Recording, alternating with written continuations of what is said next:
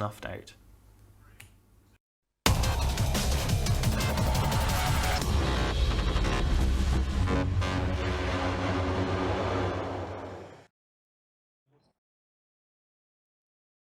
Welcome back. I'm here again with Chester, and we're going to be commentating against... I actually don't know because my camera is still setting up.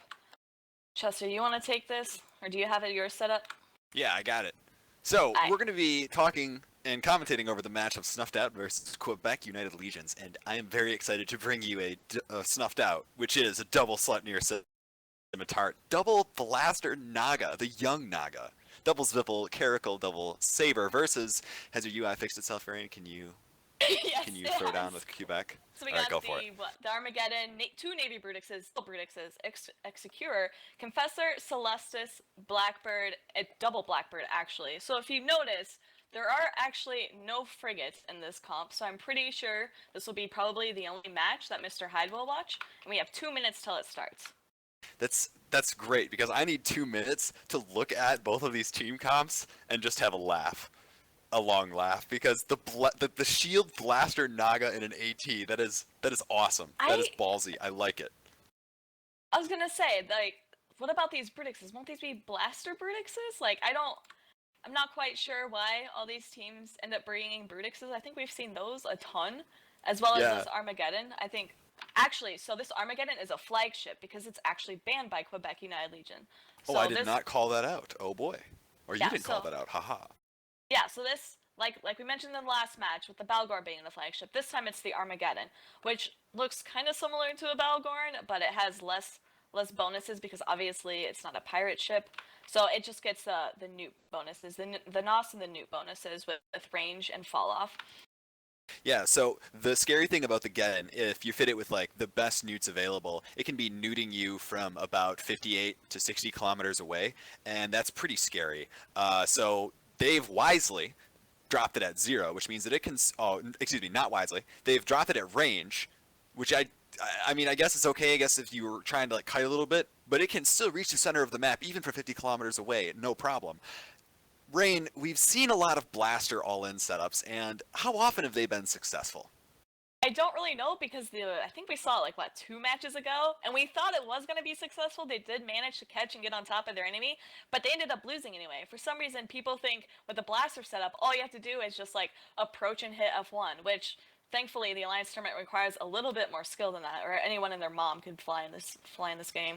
Well, the thing is a lot of people do just think that they can approach F1, and they generally get dumpstered. The match turns into a dumpster fire very quickly, but hopefully, Quebec and Snuffed can give us what it looks like when you're looking at... This is actually just going to be total manly. There is all blaster, both sides. The question is shield greater than armor, and do 2 Blackbirds and a Celestis change the outcome at all for Quebec? Match is starting. Give us a rundown, Rain. What's going on? Alright, so these Nagas, like you said, blaster fit, are immediately flying into Quebec. They're actually aiming for this Blackbird because obviously everybody hates jams, so you might as well kill them first. It's probably the best way to bait your opponent, and that is exactly what they're doing. I'm not sure if it's bait though, or if it's actually a very good tactical move, because ECM can be a huge factor in this match. Both teams are basically just ramming each other. Very wisely, Quebec is going after the Naga right away. Their Confessors and Blackbirds are taking some serious damage. 1 Blackbird down already. Nagas with the double optimum range bonus can actually have some pretty nice range on blasters, provided that, you know, they're shooting a target that isn't moving very fast, which these Blackbirds are not even moving their full slowboat speed, so they're hitting them quite nicely.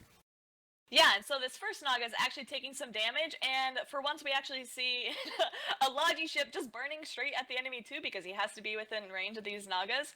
But if you notice, the Quebec actually brought a T1 Logi, the Execurer, or however the fuck you say it. Exactly.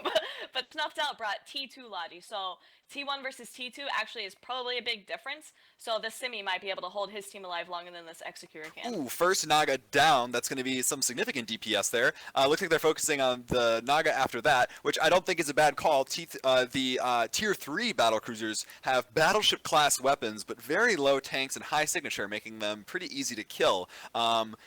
The Nagas should be able to kite out the Brutixes, but the Brutixes are being caught and run down by sabers, and there goes another one. So Quebec right now lost both of its blackbirds. They're completely ignoring the Celestis, which I think is a good call because I don't know what damps, unscripted damps, are going to be doing in this kind of setup. I mean, yes, you could be damping the Scimitar, which is a good play, but the Scimitar can just come in a little bit closer, which pushes it closer to the Armageddon, but I still don't think that it's enough pressure to really stop what Snuffed is doing to Quebec. Exactly, and if you notice, both Nagas are now down, so they're going to have to be able to use these Sleipnirs to actually apply some DPS. However, they have taken out, I guess, maybe the majority of Quebec's support wing, except the Celestis, which is Damps, and I literally only know that because of a Suetonia pickup line. That's awesome. The other thing that's awesome is that Quebec now has lost 4 cruisers and a battle cruiser to kill 2 Nagas. So they're in a situation right now, and it's not a good one. It's a bit spicy, if you will, because as their X-Square is now getting absolutely leveled by 2 Sleipnirs, they're gonna have a hard time catching the Scimitar, which is completely just flying free with a total support wing to screen anything that may come near it. Yeah, and if you look, this Executor, oh wow, actually went down. I noticed the Brutix and the Executor were taking damage at the same time. So it looks like they split DPS, and I think it paid off because this Brutix is now going into hull, and they have no support wing. Except maybe that Armageddon could be a little more support than just pure DPS, but it's not going to be able to do much. At this point, it completely doesn't matter. The real question that Snuffed Out needs to ask themselves is, okay, they're going for the Armageddon here. This is perfect. The reason why this is perfect is because they're going to kill the Armageddon, loot the wreck, take the billions, and then finish the match, move on to the winner's bracket, while Quebec will be forced into losers, down a few dozen or so billion if they actually fit their Armageddon correctly. Yeah, and so the thing is with these flagships is, like we've previously mentioned, the analysts have previously mentioned, that once you lose your flagship, you cannot bring it again. It doesn't matter if you win or lose, you bring your flagship anymore. Yeah, the Armageddon here really didn't do anything. It obviously tried to stay on top of the Scimitar, and they were hoping that with damps, and maybe they could do something about it. And yes, they did kill the Nagas, but Sleipnirs have a great tank, whether they're being repped by a Scimitar or just using their XLASB. And they just rammed. With the Nagas providing additional DPS and the fact that Quebec had absolutely no peel at all, and they were very, very poor at catching each of those ships out of position and screening their Logi, they basically lost the game because of unfortunate piloting mistakes that they made. Yeah, I was going to say, we have kind of been, I don't want to say hazing blaster subs, but we haven't seen a lot of success with them. But I think here, even though the Nagas did die, that they were very successful as blaster ships, just rushing in, taking out those Blackbirds, taking out the support wings, taking out, I think, a couple DPS before finally dying off. I think that another successful moment just happened here with Snuffed Out getting the loot off of that Armageddon. So I really want to check Z-Kill. I hope that when we bring it back into the studio, we'll be able to see what kind of delicious loot has been dropped by the Armageddon, if any delicious loot at all. But this match is basically completely cleaned up. Snuffed Out with a very interesting twist on basically a Minmatar rush with the double blaster Nagas coming in and showing you how it's done against a team that I think struggled to have a cohesive plan, minus the first Naga going down, which was great, but if you're not peeling for your Logi and it goes down quickly, you're going to lose if the other team's Logi is still there and doing just fine. Yep, exactly.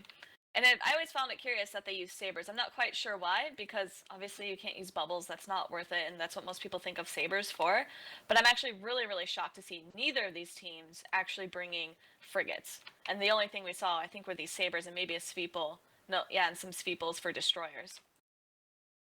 Yeah, I think in the Snuffed Out situation, they are actually pretty okay with light tackle coming at them, just because the Blaster Nagas and Sleipnirs are fairly self-sufficient ships, as long as they stay close to each other. It's going to be really difficult to get underneath all of them.